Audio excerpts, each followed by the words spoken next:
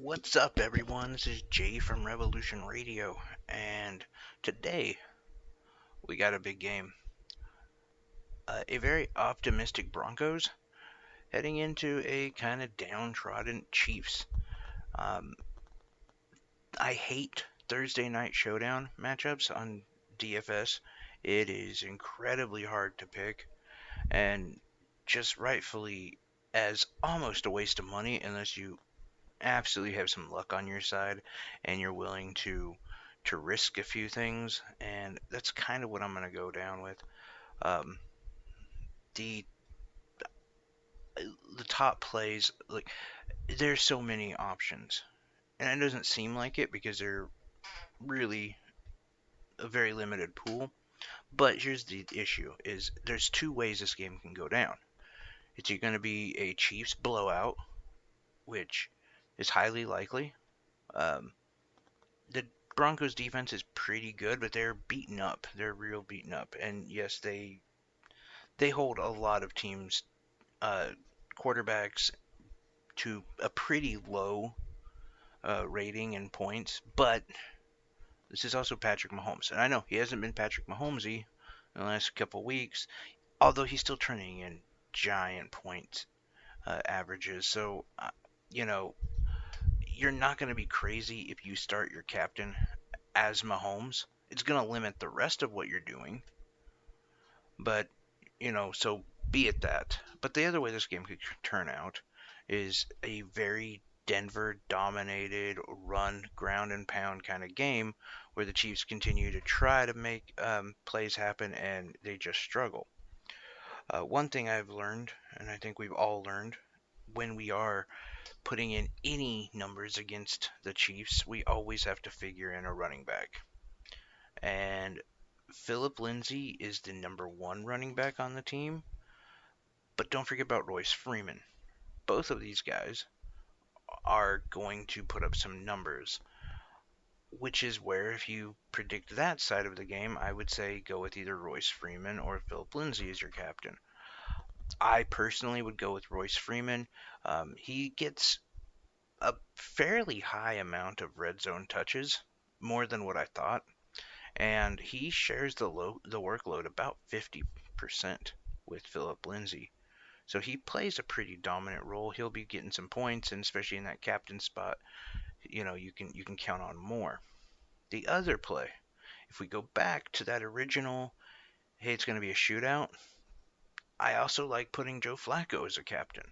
I know it's crazy, but we've seen this work before, where you had an opposing quarterback trying to keep up with the Chiefs and just throwing the ball around a lot.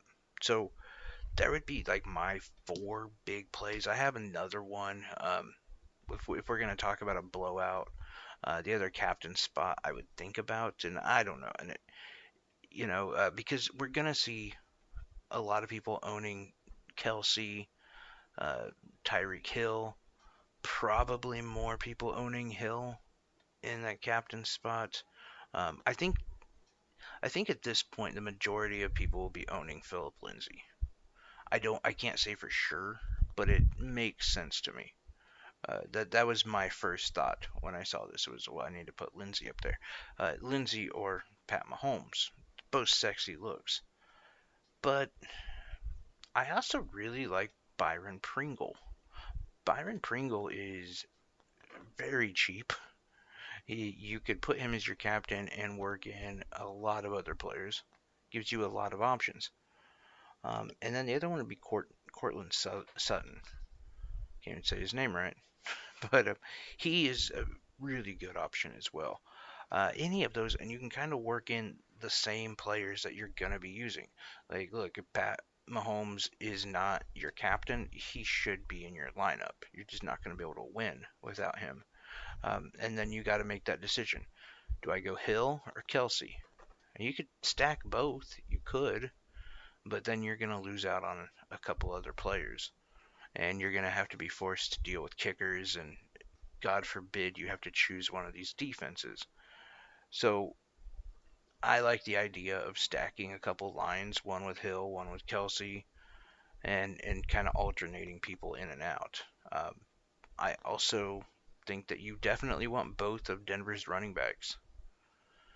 They both produce quite a bit, and in this kind of game, um, I wouldn't be surprised if we see both guys get around 20 touches, which is insane. But we've seen this from every team who's beaten the Chiefs. Look at the Colts; it was nothing but ground and pound, and they, they beat up on the Chiefs pretty bad. Then there was this idea, oh, well, okay, the Chiefs now know what their Achilles is, so they'll be able to defend it. But they couldn't last week. So many people were hot on Deshaun Watson, as they should have been. But Carlos Hyde was a great play in there that a lot of people kind of passed over on because everyone just assumed it was going to be a throwing game. And it was to an extent, don't get me wrong, but there was still a lot of running and a lot of. I mean, I think the Chiefs had 16 plays in the second half because of how well the Texans ran the ball. And with Denver, we're talking about a team that's what they like doing. They are that old school team, like the Colts. Let's just put the ball on the ground. So I think you definitely want to make sure you're covered on your running backs.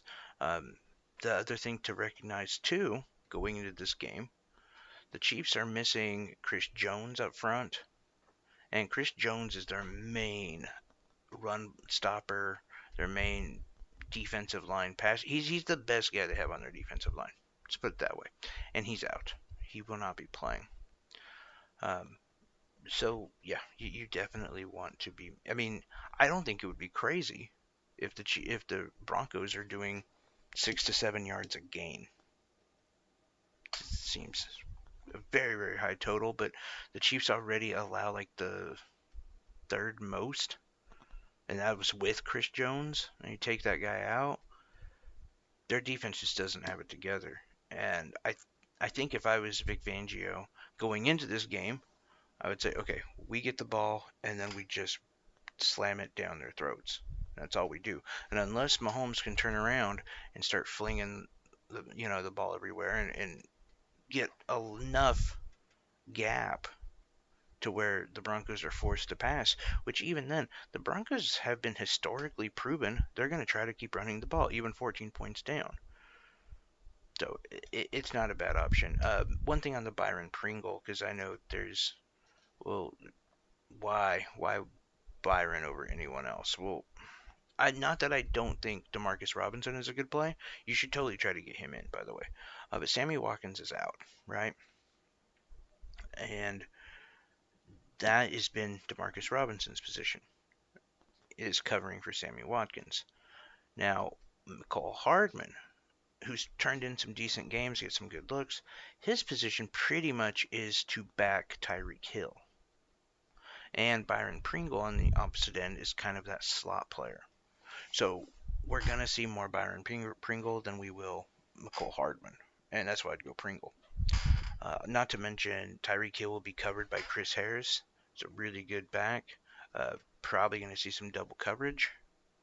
And Kelce's probably going to be doubled up as well. So your best option there again is Pringle or Robinson. Robinson's not a bad option either. Just I'm saying for a sneaky one. And look, if you're choosing between the two and you can only choose one, go Robinson. But I'm talking more to those people who want to try to make a big gain in it somewhere, then Pringle's your guy. So aside from the guys I mentioned, I would think Joe Flacco, not a bad option. He's going to be playing from behind. Yeah, pretty much we touched on everyone who would be useful in this. So let's go through it real quick again. So for Kansas City, Pat Mahomes. I By the way, if for some reason you feel like you should play one of their running backs, I would go McCoy, but I don't think you should play one of the running backs. But Pat Mahomes, Travis Kelce, Tyreek Hill, Demarcus Robinson, Byron Pringle, and their kicker, if you need to. If you're choosing between kickers, I would go Harrison over the Broncos kicker. And really, it's also a gamble on that one. I'm not 100% confident in which kicker is going to do better. I just feel like there's a little bit more push on the Chiefs side as far as the ability to move the ball and the potential for scoring. All right, on the Broncos side, Flacco, Lindsey, Royce, Sutton. I wouldn't play anyone else.